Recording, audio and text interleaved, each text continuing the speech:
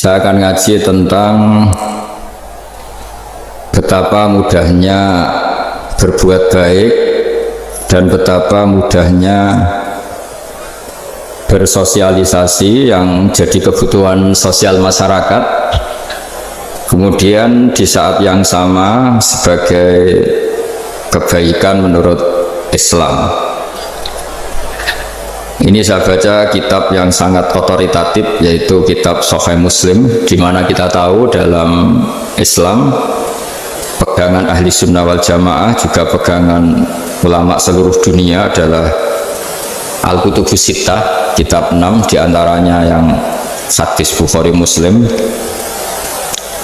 Di sini ketika Nabi ditanya tentang beberapa kebaikan, yaitu dari pertanyaan ayul a'mali afdol, amal apa yang terbaik, di antaranya Nabi menyebut sekian: iman billah, iman kepada Allah Ta'ala. Kemudian ini yang penting dilakukan semua pemimpin, oleh bupati, oleh wakil bupati, oleh seluruh pemimpin, baik struktural maupun kultural, maupun pemimpin kecil, yaitu di keluarga. Yaitu Nabi ngendikan di antara misi Islam adalah memperdekakan budak. Kemudian ada yang lagi tanya lagi, fa'illam af'al, lalu dari sekian kebaikan yang butuh biaya itu saya tidak mampu melakukan ya Rasulullah. Kalau nyumbang masjid saya tidak mampu, kalau berbuat bikin fasilitas umum saya tidak mampu. Ada yang sekian pertanyaan dari sahabat, kalau misalnya kebaikan yang butuh biaya kami tidak mampu, termasuk di sini disebutkan kemampuan berhaji, kemampuan zakat, kemampuan sedekah, kalau semua itu kami tidak mampu ya Rasulullah. Kata Nabi, tu'inu shani'an aw tasna'u li akhraq.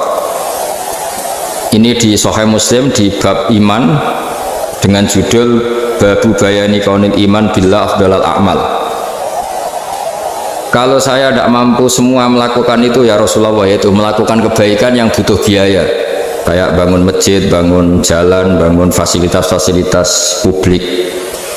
Tu'inu shani'an aw tasna'u li akhraq. Tu'inu nulungi sira shani'an ing wong sing ahli sun'ah, ahli kreatif, atau ahli, kalau orang sekarang itu bilang dia pekerja rumahan atau production house atau apa saja. Autas nauli akhraq, atau kamu membantu orang yang tidak punya pekerjaan. Terus sahabat masih tanya, aro'aita indo'iftu an ba'dil amal, kalau semua kebaikan aktif saya tidak mampu melakukan ya Rasulullah, kebaikan menolong orang lain, kebaikan yang bersifat aktif. Jawabnya Nabi, dan ini pegangan saya, pegangan kita semua, panduan dari Rasulullah SAW. Nabi ngendikan, takufu syarroka anin nas fa innaha sodakotun minka ala nafsik.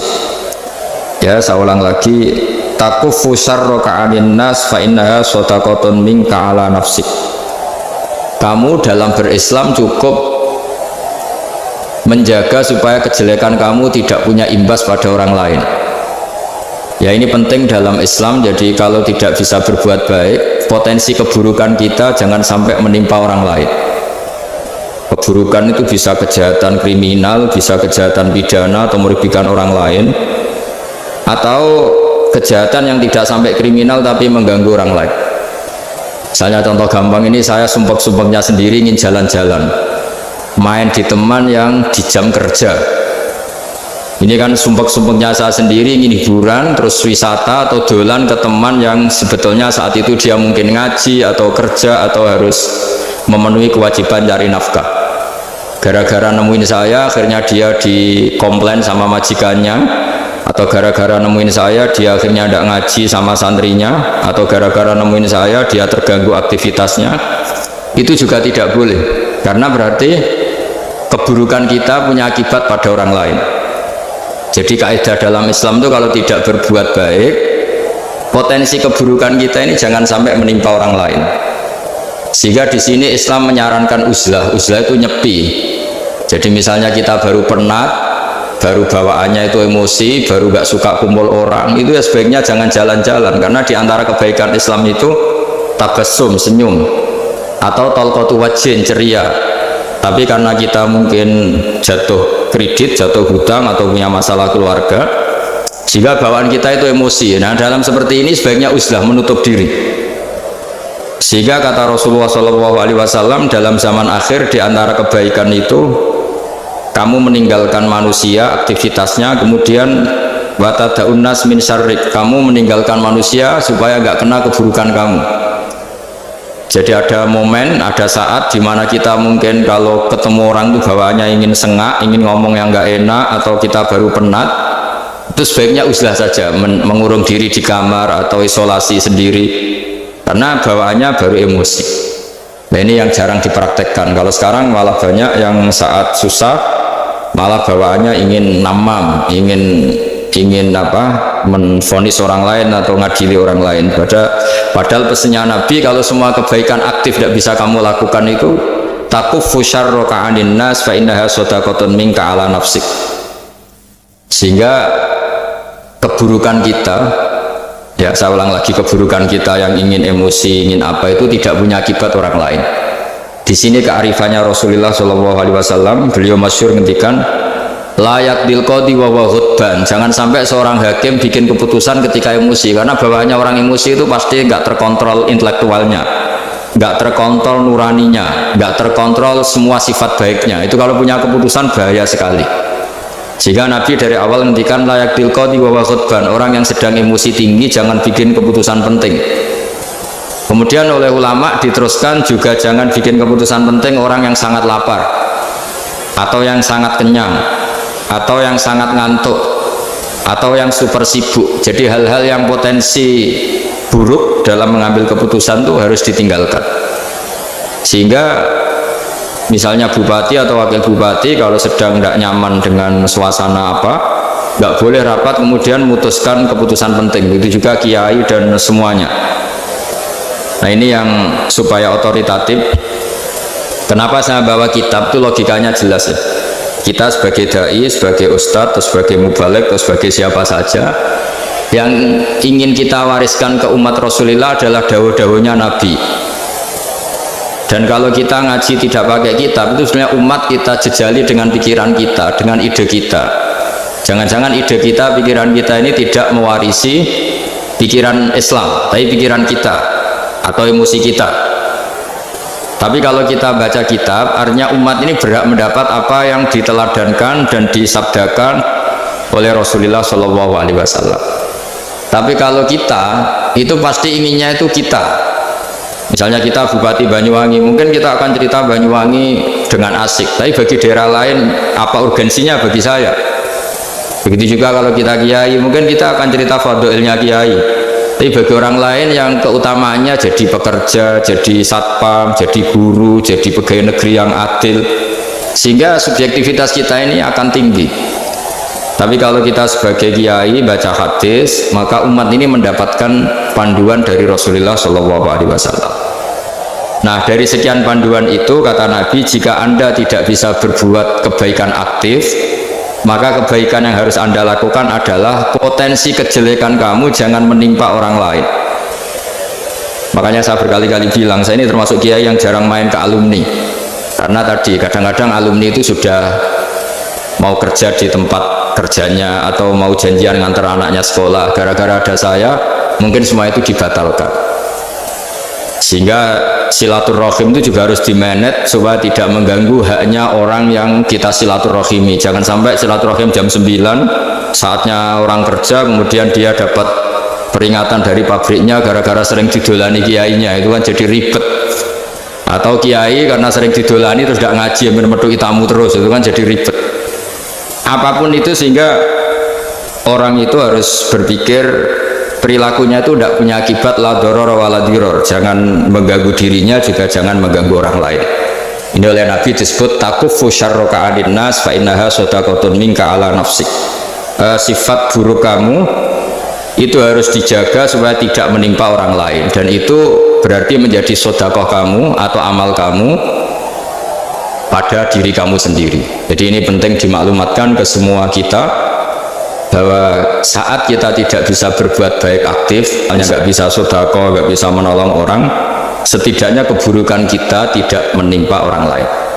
Nah, termasuk keburukan yang terselubung adalah kita punya pikiran yang menurut kita ini hebat, tapi bagi orang lain mungkin bahaya. Misalnya kita punya pikiran ingin jadi orang kaya raya yang dermawan, itu artinya kan pikiran baik karena ingin jadi dermawan, tapi artinya bayangkan orang lain tuh miskin semua butuh derma kamu. Mana mau orang lain kamu bayangkan miskin butuh derma kamu, orang lain juga bayangkan dirinya kaya gak butuh derma kamu. Itu namanya kebaikan yang subjektif. Kamu ingin jadi kiai yang ngajarin orang banyak, oke, itu baik, tapi kan berarti kamu bayangkan orang lain gak bisa ngaji terus kamu saja yang bisa ngaji sehingga kamu yang ngajarin.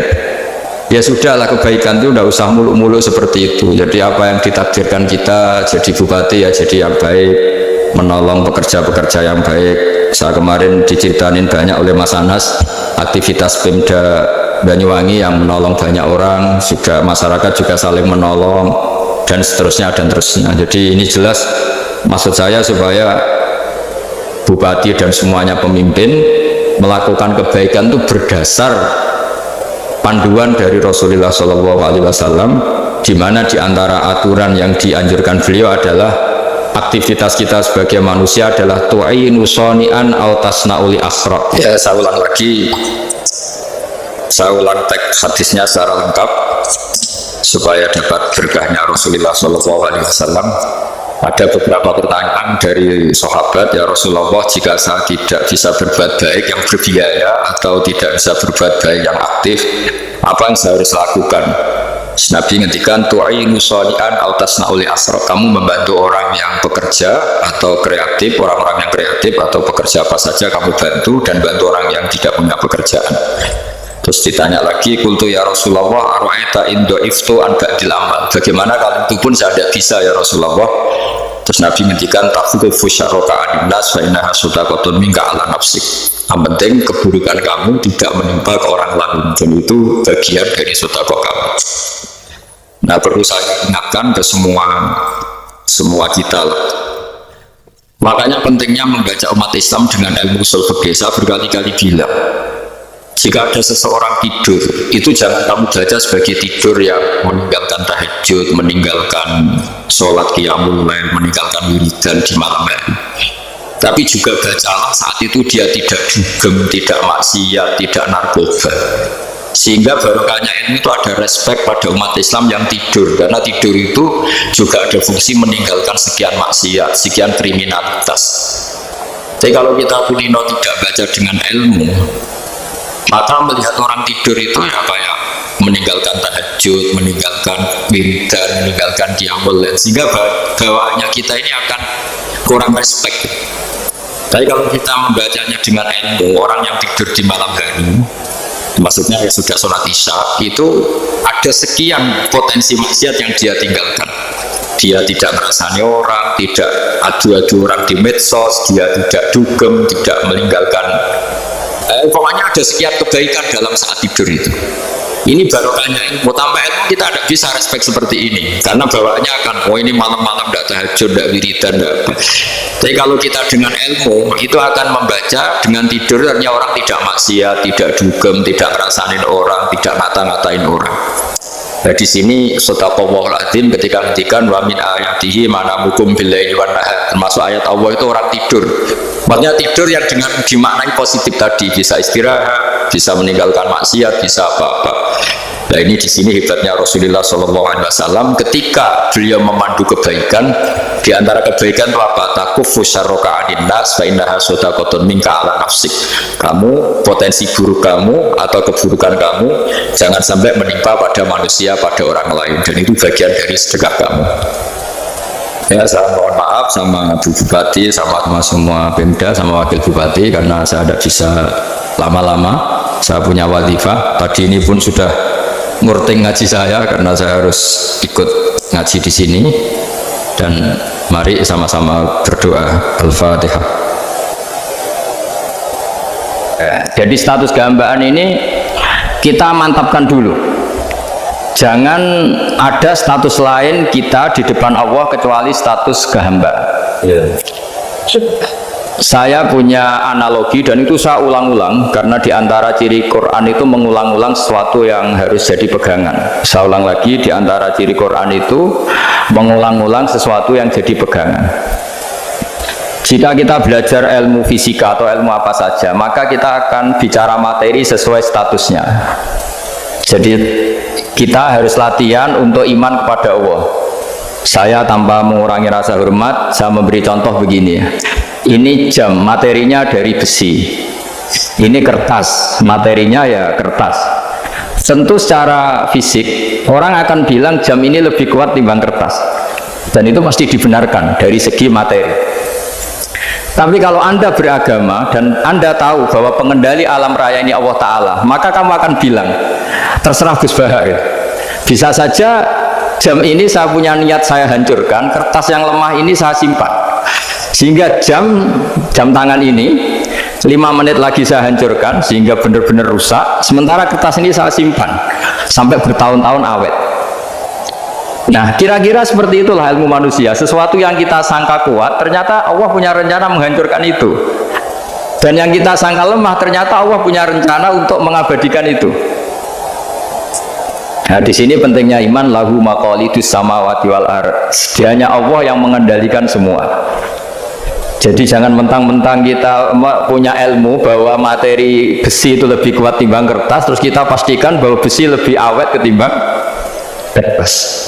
Kita sisakan satu keyakinan, terserah Allah, terserah pengendalinya. Nah, itu agama. Bilang terserah pengendalinya itu agama. Ya, mungkin tadi aja problem sinyal, saya ulang lagi. Ibarat saya ini megang jam tangan yang materinya dari besi. Ini kertas yang materinya lemah. Tentu kita akan bilang bahwa jam atau besi lebih kuat ketimbang apa? Kertas. Tapi Anda salah. Anda harusnya ngomong bahwa terserah pengendalinya. Bisa saja saya punya rencana menghancurkan besi ini sehingga 5 menit lagi hancur. Dan saya ingin mengabadikan kertas ini, saya simpan di tempat yang aman. Nah, kira-kira agama itu bukan anti ilmu, sehingga agama boleh kamu mengatakan besi ini lebih kuat ketimbang kertas. Tapi harus kamu tambahi dari segi materi. Tapi kalau dari segi pengendalinya, maka kita jawab terserah Allah Subhanahu wa ta'ala. Nah, ini di sini pentingnya beragama. Jadi meskipun Mars tuh kayak apa kuatnya, bumi gunung kayak apa kuatnya, ternyata gunung yang kita kira kuat ternyata nyimpan magma yang potensi meledak. Yang gunung kecil yang kelihatan dari pasir kecil yang tidak berdaya ternyata nggak nyimpan magma, jadi nggak direncanakan untuk diledakkan. Itu, nah agama itu seperti itu yang disebut di surat Yasin misalnya. Allah itu siapa? Biyadihi malakutu kulli, yang dalam kendalinya itu semuanya di alam raya ini. Sehingga di kehidupan nyata juga sama. Ada orang yang nekuni ilmu ekonomi tapi miskinnya Masya Allah. Ada yang gobloknya Masya Allah tapi kaya. Ada kiai yang punya doa banyak, hidupnya biasa. Yang nggak punya doa kaya. Itu saya pernah baca di sebuah hadis qudsi. Ada riwayat begini, Nabi Musa ketemu Allah, ditanya, Limadha, kata Allah, kenapa saya memberi rezeki orang yang bodoh? Semak itu orang yang bodoh sekali. Kadang tak ciptakan dia jadi orang kaya, dan yang pintar ekonomi kadang tak ciptakan jadi orang miskin. Si Nabi ini tanya, kenapa ya Allah? Supaya dia tahu yang mengendalikan rezeki itu saya, bukan ilmunya dia kan. Jadi banyak orang, misalnya kita yang pintar dipekerjakan orang yang nggak pinter, yang punya pabrik tidak pinter mengerjakan orang yang pinter. Jadi ya kira-kira agama itu seperti itu. Sehingga dalam kita beragama itu yang paling ditekankan itu tawadhu. Tawadhu itu merasa sopan atau memang sopan betul. Kalau dalam Ihya disebut, jika Anda tidak bisa tawadhu secara rasa, tawadhulah secara ilmu. Saya ulang lagi ya, sekiranya Anda tidak bisa tawadhu secara rasa, tawadhulah secara apa? ilmu, karena ilmu itu akan abadi. Saya beri contoh begini, saya ini kan misalnya kiai di kampung saya atau di kecamatan saya mungkin bisa merasa hebat karena saya tokoh di sini. Tapi pastikan sebelum ada bernama Baha ini, agama sudah jalan. Dan di daerah lain yang nggak kenal saya juga agama sudah jalan. Betapa tidak pentingnya saya di kawasan-kawasan yang nggak butuh saya, atau di era yang sebelum ada saya. Nah, dengan ilmu seperti itu orang pasti tawaduk karena dia tahu daerah yang nggak ada saya ternyata ya ada masjid, ada agama. Periode yang sebelum ada saya juga agama jalan. Sehingga kita tidak kumo luhur, wah kalau nggak ada saya agama nggak jalan. Zaman Wali Songo tidak ada saya agama ya jalan. Ekonomi juga gitu. Kalau Anda pakar ekonomi yang mensejahterakan rakyat, cara tawaduk itu kalau nggak bisa dengan rasa, dengan ilmu. Sebelum ada kamu banyak orang kaya, banyak orang yang nggak kenal kamu juga kaya. Banyak periode yang saat itu udah ada Anda juga kaya, berarti Anda ini tidak siapa-siapa. Makanya saya pernah didatangin seorang profesor, ini kisah nyata. Gus, sebetulnya saya dengan bapak saya itu pinter mana? Bapak saya itu tidak tamat SD, tapi saya bisa profesor. Saya ini profesor, anak saya naik kelas saja sudah senengnya bukan main. Setidaknya ini orang bodoh bisa menciptakan orang pinter, yang orang pinter kesulitan menciptakan orang pinter lagi. Nah, kalau kita tidak bisa tawaduk secara rasa, tawaduklah secara ilmu. Ikhlas juga gitu, saya sering mengajarkan ikhlas di beberapa kesempatan ngaji. Kalau Anda tidak bisa ikhlas secara rasa, ikhlaslah secara ilmu, pasti bisa, bukan mungkin bisa, pasti bisa. Secara ilmu, makanya di Quran disebut fa'lam annahu la ilaha illallah. Ilmu, fa'lam itu dari kata ilmu. Saya beri contoh, saya mulai kecil sampai sekarang saya sekitar umur 50 tahun. Mulai kecil sampai sekarang itu ya bilang kalau kertas ini putih. Itu ya ada yang gaji, ada yang bayar, tapi saya selalu bilang kertas ini putih. Yang hitam ya saya katakan hitam, yang merah saya katakan merah. Kenapa? Karena itu fakta. Saya ulang lagi, karena itu fakta. Sehingga saya untuk mengatakan putih tidak perlu ada yang bayar. Sehingga ketika kita latihan sholat, latihan ibadah, dan mengakui Allah itu sebagai Tuhan kita akan malu. Loh, faktanya Allah itu kan Tuhan. Mau mengatakan fakta kok minta upah, ini gimana? Kita mengatakan Allah Tuhan itu sama dengan mengatakan kertas ini putih, sama-sama itu fakta. Sama seperti saya mengatakan Pak Jokowi itu presiden kami, itu kan fakta. Masa nunggu kalau dikasih BLT katakan presiden, kalau enggak ya enggak. Itu kan ribet jadi. Pak Manut misalnya rektor UGM, mbok saya enggak digaji di sana atau enggak kerja di sana, bilang kalau beliau itu rektor. Pak Ganjar gubernur Jawa Tengah, mbok saya dikenal apa enggak ya beliau tetap gubernur. Lama sekali kita mengatakan fakta itu ikhlas. Ikhlas itu artinya enggak minta apa-apa, karena kita ingin ngomong sesuai fakta. Nah, Allah Tuhan itu fakta gitu. Nah, kenapa untuk mengatakan Allah Tuhan nunggu? Dah, saya ini Tuhan kamu. Ya nunggu dulu Gusti, kalau engkau masukkan kami ke surga, engkau Tuhan. Kalau enggak ya enggak jadi. Itu tidak bisa seperti itu. Ya tetap Tuhan. Nah, kalau Anda tidak bisa ikhlas secara rasa, ikhlaslah secara ilmu. Ilmu ya tadi kita akan selalu bilang yang putih putih, yang hitam hitam. Makanya ini pentingnya ilmu. Tawaduk juga gitu. Kalau Anda ditakdir orang yang GR, yang gede rumongso, ditakdir orang yang kumo luhur, secara rasa bisa dilawan secara ilmu. Ada periode di mana sebelum ada kita yang kaya ya banyak, yang dapat hidayat ya banyak, yang terpelajar ya banyak. Ada daerah yang nggak kenal kita, nyatanya pendidikan di situ jalan, sistem sosial baik. Betapa tidak pentingnya kita.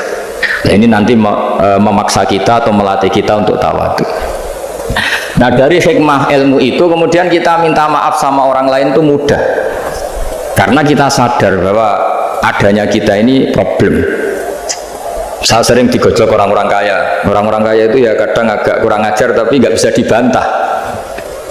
Begini, pernah tanya saya gini, Gus, saya ini punya mobil mahal, harganya 2 miliar, kayaknya yang berak pakai jalan raya saya kan bisa, bayarnya pajak saya mahal, sehingga kayaknya paling pantas saya. Yang naik ontel itu kan nggak bayar pajak, harusnya nggak boleh pakai jalan. Terus saya bilang, mbah-mbahnya yang naik ontel itu pejuang, bapak kamu enggak, kamu nggak warisnya. Artinya ada teori dalam kitab hikam itu kitab tasawuf dalam pesantren, itu kebaikan saja di soal. Misalnya begini, kita ini bangga sebagai urip yang tertib, hidup yang tertib di kantor, di tempat-tempat pekerjaan. Tapi kalau itu semua terjadi, kalau ada kecelakaan di jalan itu nggak ada yang nolong langsung. SAR paling efektif, tim penolong paling efektif ya orang-orang nganggur itu. Orang-orang yang di jalan-jalan di perapatan itu kalau ada kecelakaan langsung nolong. Itu nanti ambulan itu yang kedua, ketiga. Yang nolong pertama ya orang-orang yang nganggur-nganggur di jalan itu. Ada orang tersesat nolong. Maka ketika seorang sahabat tanya, ya Rasulullah, kalau engkau melarang kita jagongan di jalan itu kita tidak bisa. Tapi kata Nabi, ya silahkan saja, tapi aduh faktorik, kamu di jalan itu datangkan. Apa itu? Ya kamu bisa amar ma'ruf nahi mungkar. Coba kalau di terminal, di tempat publik banyak orang yang soleh, itu nanti copet ya sungkan, yang mau jambret ya sungkan, karena yang di situ orang-orang soleh. Nanti yang nggak sholat juga sungkan, karena yang di situ banyak yang sholat.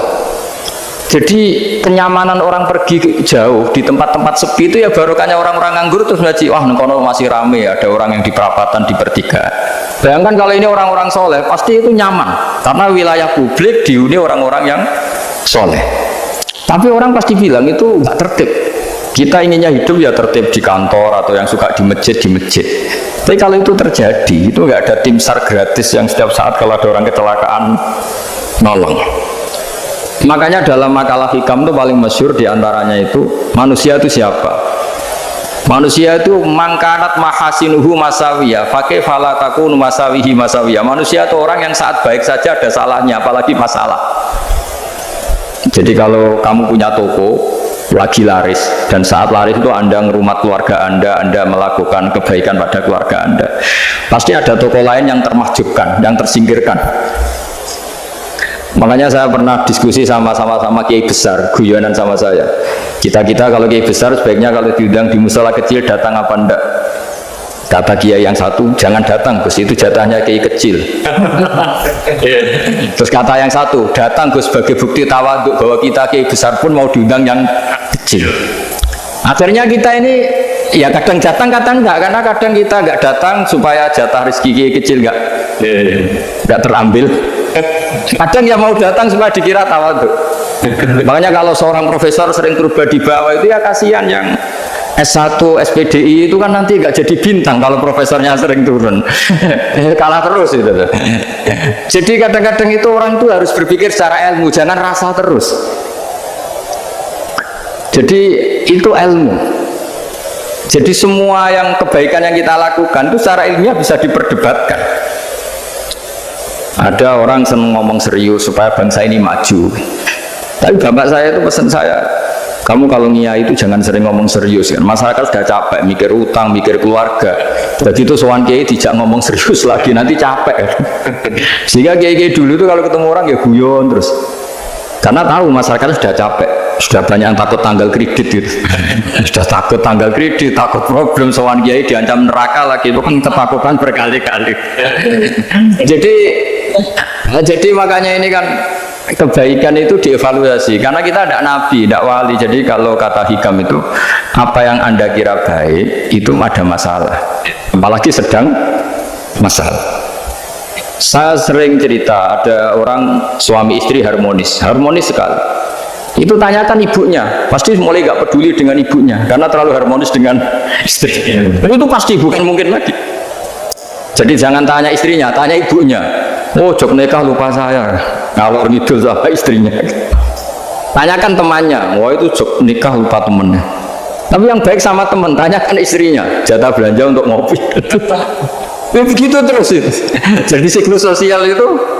Nah di sini pentingnya saling minta maaf, karena dalam kebaikan kita pasti ada kesalahan. Ketika karir kita baik di pemerintahan maupun di kampus, pasti dengan sendirinya ada yang agak tersingkirkan. Meskipun itu sudah hukum alam, tapi apapun itu kita harus minta maaf.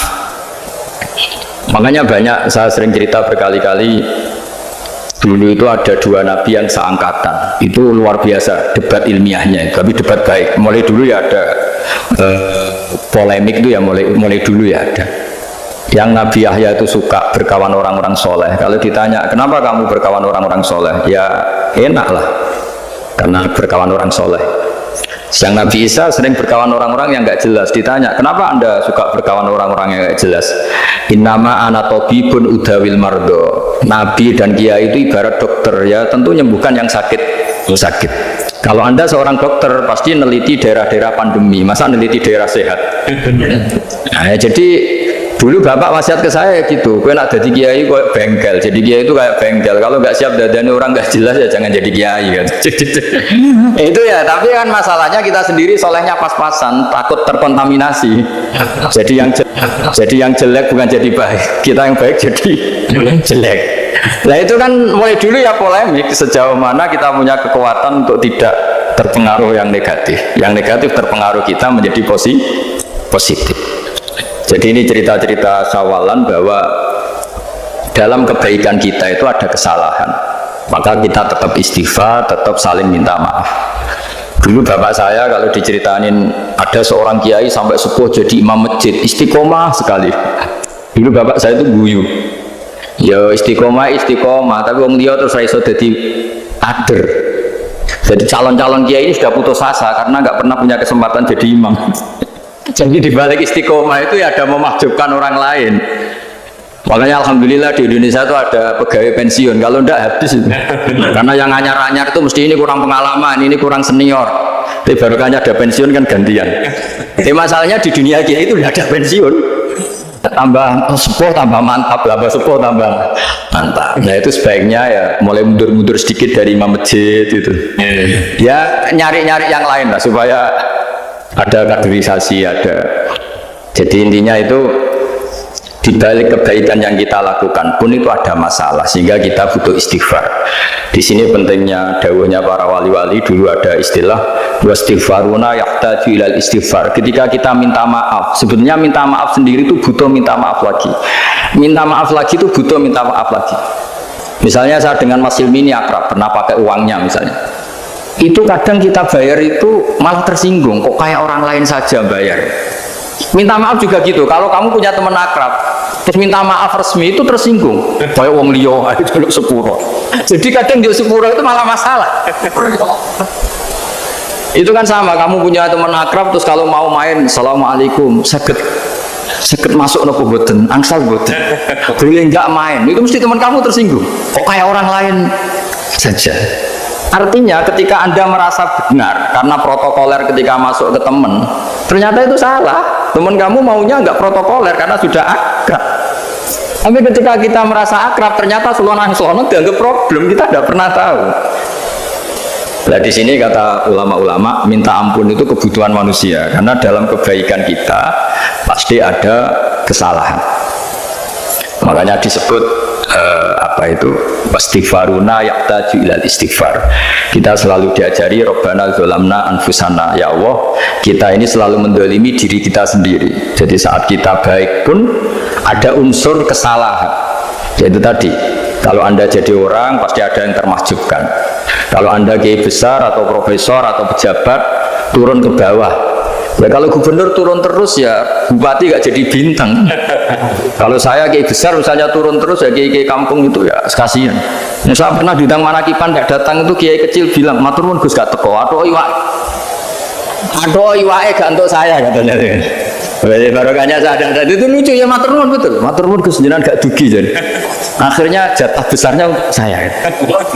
Nah, tapi yang punya rumah komplek. Terus udah ngeratau teko PP aku wong cilik.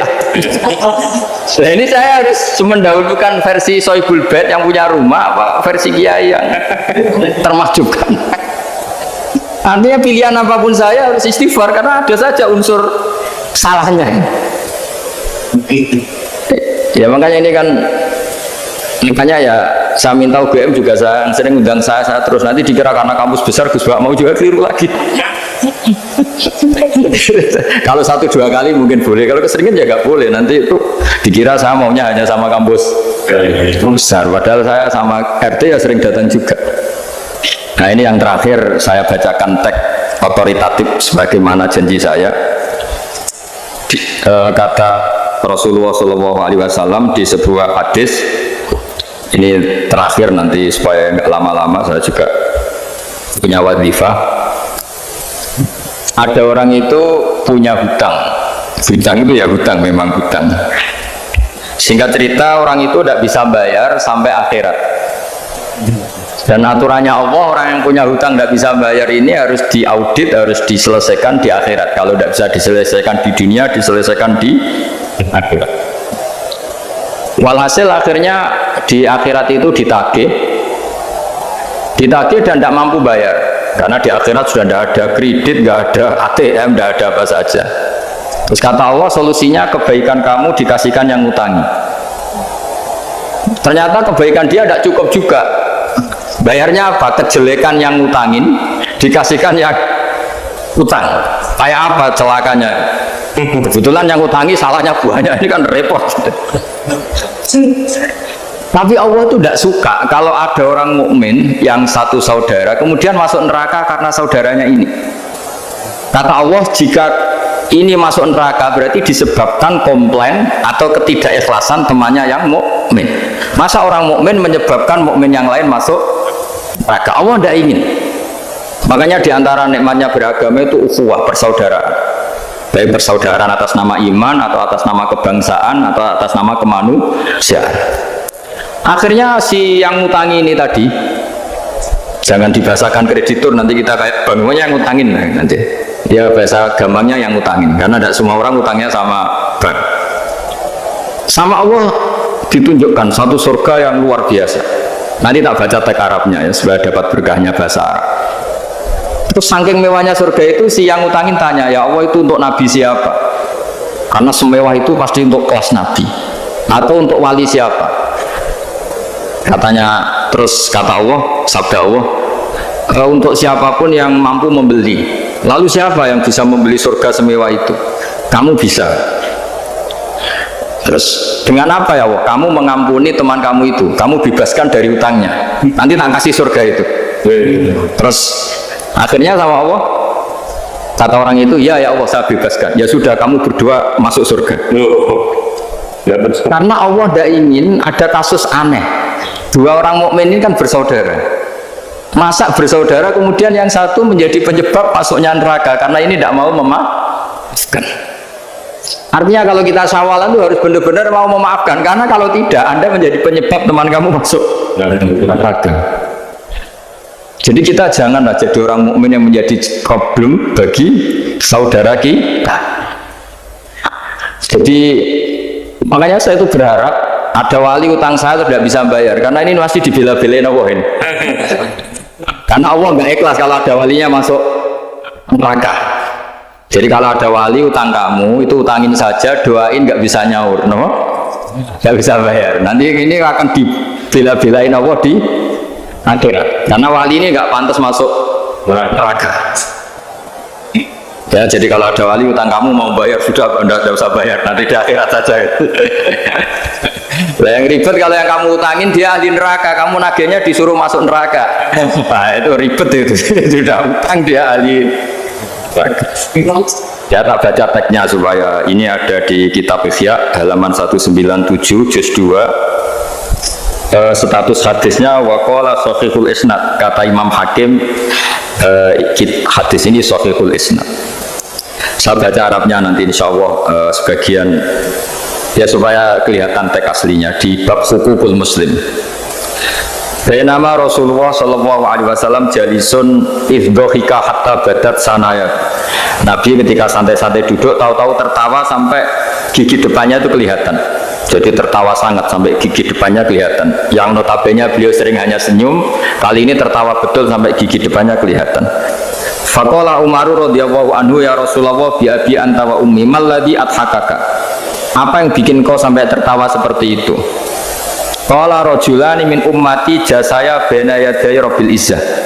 Dua lelaki dari umatku sama-sama sungkeman nuntut keadilan di depan Allah. Jasaya itu sungkem, duduk bersimpuh itu kalau dalam bahasa Arab itu apa? Namanya jasiyah.